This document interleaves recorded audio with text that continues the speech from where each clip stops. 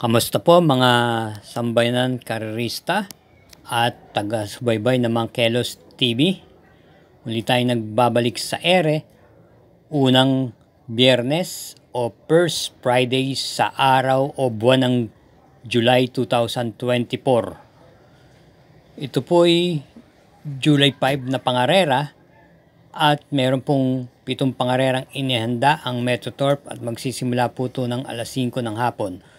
Magaganda po ang pagkakalinya at naway matapat po ang atin mga giya naway sa araw na to. Bueno, bilang panimula, handaan nyo na po ang inyong mga pluma at papel at atin simulan na rin po. Tayo na po. Karera number 1. Ito po ay isang 3-year-old and above maiden race. Meron tayong 8 kalok dito at isang coupled entries yung numero 2. Tadakpuhin po sa distansyang 1,400 meters. Start ng winner take all, races 1 to 7. Ang pili po natin pampremera at sisingilin na po natin yung numero 1 part-time lover. Napapatnubayan po ni AP Asuncion. Single na po ito.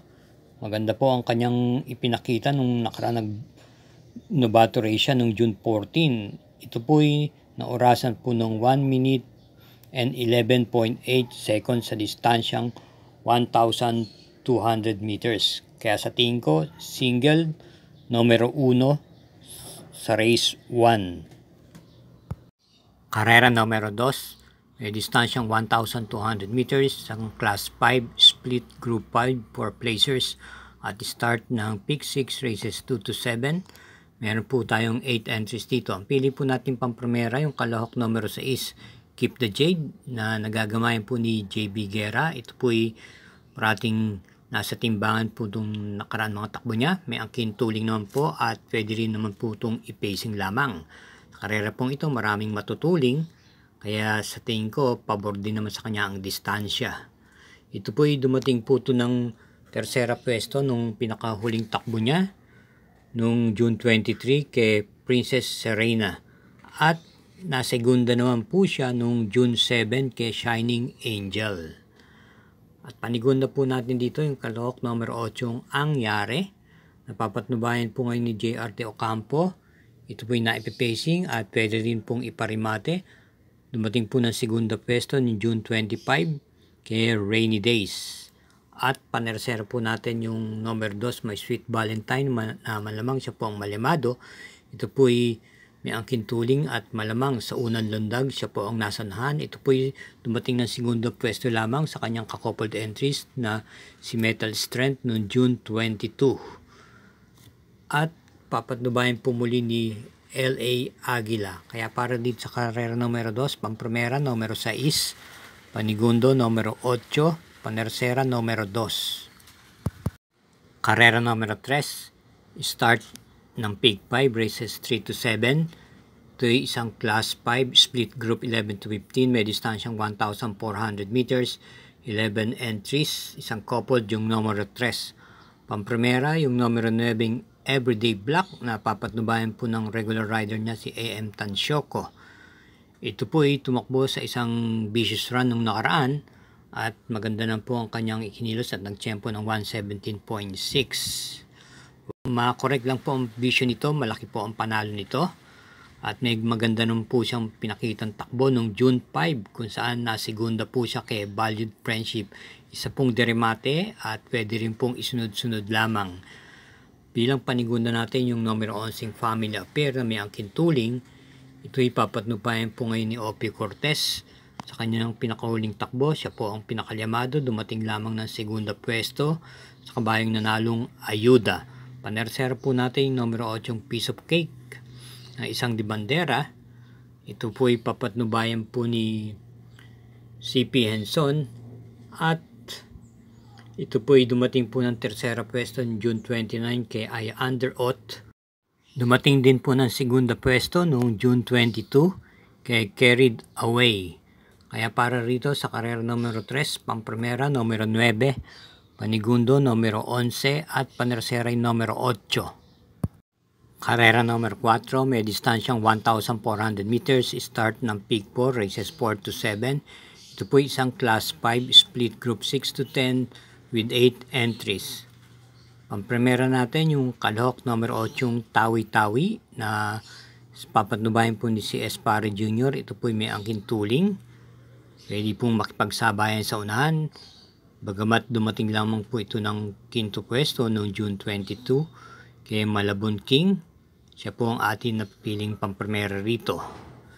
Panigunda naman po natin yung number 5 galing sa panalong Time Traveler na papatnubayan po muli ni JD Flores. Nanalo po ito noong June 15 kung saan tinalo niya po si Victorious.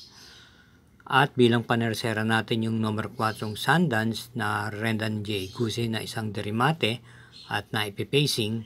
Ito'y nakinto pwesto noong June 23 kay Ayuda at dumating ng segundo pwesto naman noong June 7 kay Real Equity.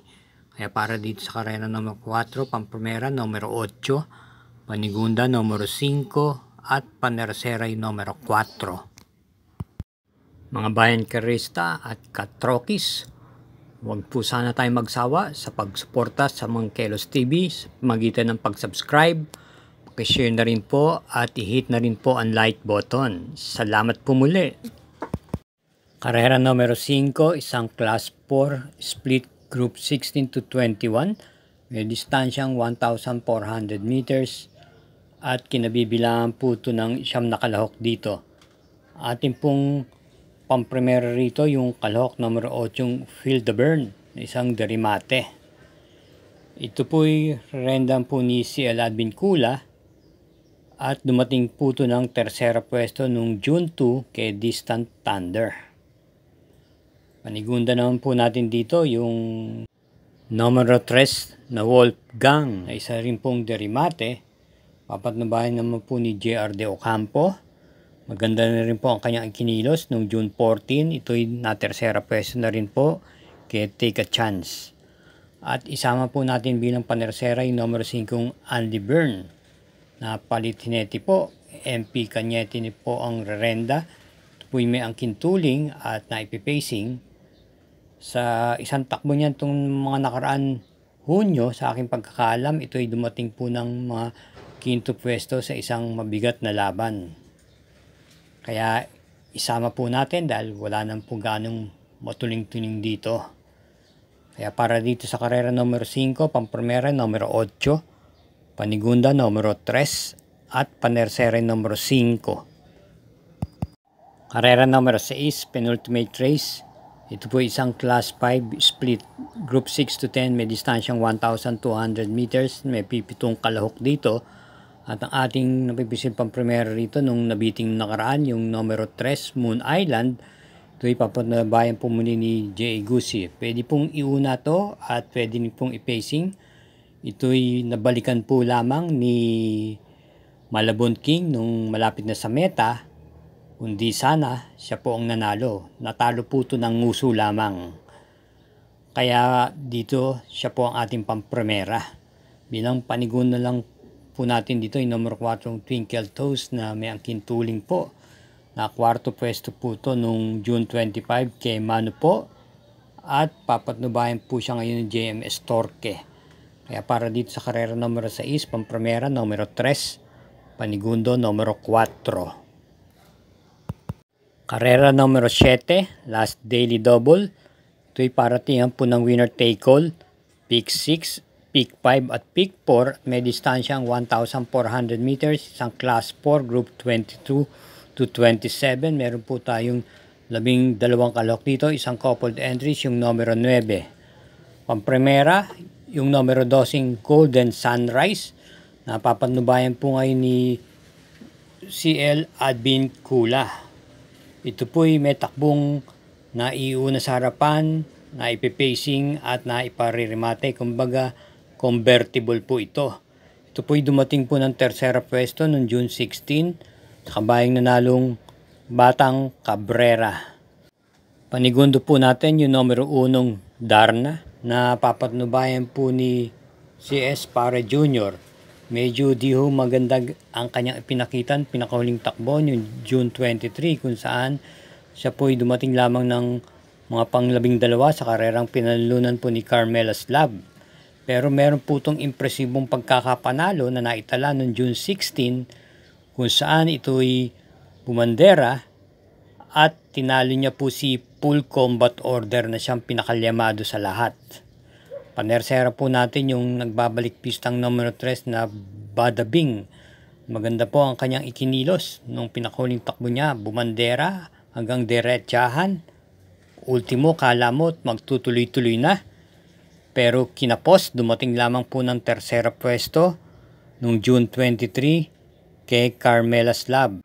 Same rider pa rin po ang rerenda, JM Estorque. Kaya para dito sa pinakahuling karera numero 7, Pamprimera numero 12, Panigundo numero 1, Panersera numero 3. Thank you again for watching mga sambayanan karerista at masugid na taga-subaybay. Naway matapat po ang ating mga giya upang tayo kapwa mga palaren. Hinay-hinay lang po sa ating paglilibang at pakiingatan din po ang ating sarili sa ating pag-uwi dahil may mga nagmamahal din po tayong nag-aantay sa atin. Mabalos!